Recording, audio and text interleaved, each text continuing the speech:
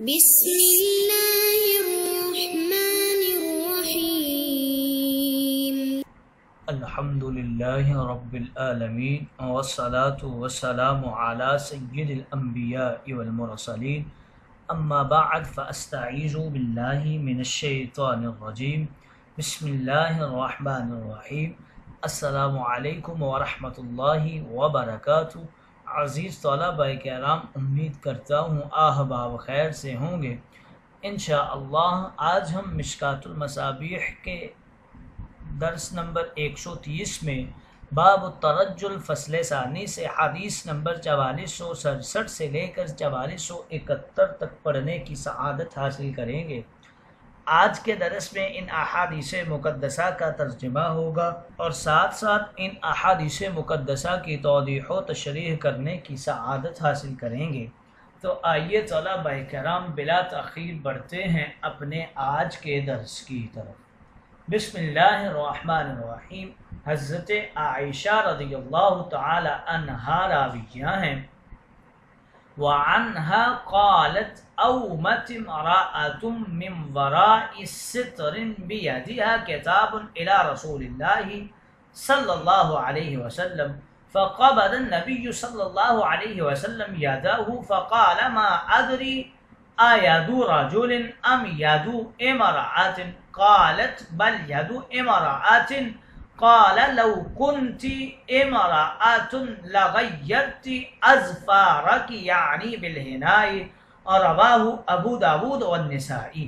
حضرت عائشہ کہتی ہیں ایک دن ایک عورت نے پردے کے پیچھے سے اپنے ہاتھ کے ذریعے اشارہ کیا جس میں ایک پرچہ تھا جو کسی شخص نے رسول کریم کو بھیجا تھا.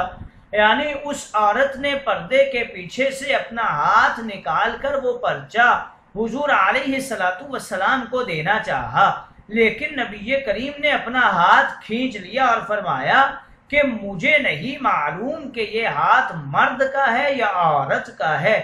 اس عورت نے عرض کیا کہ یہ ہاتھ عورت کا ہے. آپ نے فرمایا اگر تم عورت ہوتی تو اپنے ناخن کی رنگت کو مہندی کے ذریعے ضرور تبدیل کر لیتی. یہ ابو داود اور نسائی کی روایت ہے.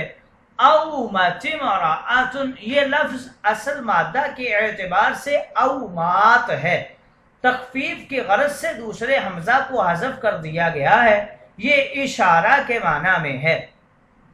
بیادیہا کتاب، یہ جملہ امرأۃ کے لیے صفت واقع ہو رہا ہے، یعنی اس عورت کے ہاتھ میں ایک لکھا ہوا پرچہ تھا، شاید کوئی مسئلہ معلوم کر رہی تھی. فقبض النبی، یعنی حضور علیہ السلام نے ہاتھ بڑھانے کی بجائے ہاتھ کو کھینچ لیا. اس حدیث سے پہلے جو حدیثیں گزری ہیں اور زیر بحث حدیث سے ایسا معلوم ہوتا ہے کہ حضور علیہ السلام بیعت وغیرہ میں عورتوں کے ہاتھوں سے ہاتھ ملاتے تھے. حالانکہ متعدد احادیث اور صریح روایات میں حضرت عائشہ سختی سے اس بات کی نفی فرماتی ہیں، لہٰذا زیر بحث حدیثوں میں تعبیر یہ ہوگی کہ حضرت نے پہلے ارادہ کیا کہ ہاتھ سے بیعت لے لیں، پھر آپ نے صرف زبان سے بیعت لی یا پھر آستین پر لپیٹ کر ایسا کیا ہوگا تاکہ عورتوں کو برکت حاصل ہو جائے. تاجدار انبیاء امت کی عورتوں اور مردوں کے باپ کے درجہ میں تھے، جس طرح حضرت ابن مسعود کی قراءت میں ہے النبی اولا بالمؤمنین من انفسہم وازواجہ امہاتہم وہو ابوہم. لیکن اس کے باوجود تاجدار انبیاء نے مکمل احتراز کیا اور اجنبی عورتوں سے پردہ کیا ہے اور کسی عورت سے ہاتھ نہیں ملایا ہے. اگلی حدیث مقدسہ کی طرف بڑھتے ہیں. حضرت ابن عباس رضی اللہ تعالی عنہ راوی ہیں. وعن ابن عباس قال لعنت الواسلات والمستوصلات والنامصات والمتنمصات والواشمات والمستوشمة من غیر داء. رواہ ابو داود. حضرت ابن عباس نے فرمایا کہ ملانے والی اور ملوانے والی، یعنی اپنے بالوں میں انسانی بالوں کو جوڑ لگانے والی اور لگوانے والی، اور بالوں کو چننے والی اور چنوانے والی، بغیر کسی مرض کے گودنے اور گدوانے والی، یہ سب عورتیں ملعون قرار دی گئی ہیں۔ یہ ابو داود کی روایت ہے۔ من غیر داعٍ، یعنی یہ امور بدرجہ مجبوری بطور علاج تو جائز ہیں، اس کے علاوہ تغیر خلق اللہ کی وجہ سے ناجائز ہیں۔ اگلی حدیث مقدسہ کی طرف بڑھتے ہیں۔ حضرت ابو ہریرہ رضی اللہ تعالی عنہ راوی ہے۔ وعن ابی ہریرہ قال لعن رسول اللہ صلی اللہ علیہ وسلم الرجل يلبس لبسة المرأة والمرأة تلبس لبسة الرجل، رواہ ابو داود۔ حضرت ابو ہریرہ کہتے ہیں رسول کریم نے اس مرد پر لعنت فرمائی ہے جو زنانہ لباس پہنتا ہے، اسی طرح اس عورت پر بھی لعنت فرمائی ہے جو مردانہ لباس پہنتی ہے۔ یہ ابو داود کی روایت ہے۔ لعانہ، مردوں کا لباس الگ رنگ میں ہوتا ہے اور عورتوں کا الگ رنگ اور ڈیزائن میں ہوتا ہے۔ اب اگر مرد نے عورتوں والا سرخ لباس پہن لیا تو یہ ان کے لیے باعث لعنت ہے، یا عورت نے مردوں والا سفید لباس پہن لیا تو یہ ان کے لیے باعث لعنت ہے۔ اسی طرح مردوں کی طرح ٹوپی یا واسکٹ عورت کے لیے جائز نہیں ہے، خواہ وہ یونیفارم کے تحت مجبور ہو یا شوق و ذوق میں مخمور ہو۔ وہ عورت ہے، اس کو مردانہ وضاقتہ سے احتراز کرنا چاہیے، اسی طرح مردوں کو زنانہ وضاقتہ سے احتراز کرنا چاہیے، ورنہ اللہ رب العزت کی رحمت سے نکل کر اس کی لعنت و ملامت کے مستحق بن جائیں گے۔ اگلی حدیث مقدسہ کی طرف بڑھتے ہیں۔ حضرت ابو ملیکہ رضی اللہ تعالی عنہ راوی ہیں۔ وعن ابی ملیکہ قال قیل لعائشہ ان امرأة تلبس النعل قالت لعن رسول اللہ صلی اللہ علیہ وسلم الرجلة من النساء، رواہ ابو داود۔ حضرت ابو ملیکہ کہتے ہیں حضرت عائشہ کو بتایا گیا کہ ایک عورت مردانہ جوتے پہنتی ہے تو انہوں نے فرمایا کہ رسول کریم نے اس عورت پر لعنت فرمائی ہے جو مردوں کی مشابہت اختیار کرے۔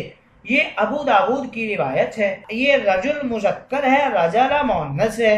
اس سے مراد وہ عورت ہے جو بول چال، رنگ ڈھنگ، وضاقتہ، رہن سہن میں مردوں کی مشابہت اختیار کرتی ہے۔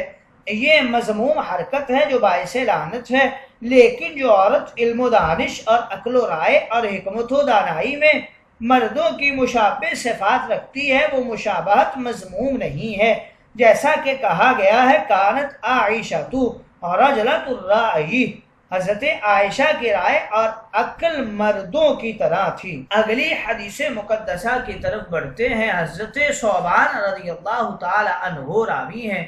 وعن ثوبان قال كان رسول الله صلى الله عليه وسلم اذا سافر كان آخر عهده بإنسان من أهله فاطمة وأول من يدخل عليها فاطمة فقادم من غزاة وقد علقت مسحا أو سترا على بابها وحلت الحسن والحسين قلبين عن السبيين قلبين من فضة فقادم فلم يدخل فظنت أنما منعه أن يدخل ما رأى فهتكت السترة وفكت القلبين عن السبيين وقطعته منهما فانطلقا إلى رسول الله صلى الله عليه وسلم يبكيان فأخذه منهما فقال يا ثوبان اذهب بهذا إلى آل فلان إن هؤلاء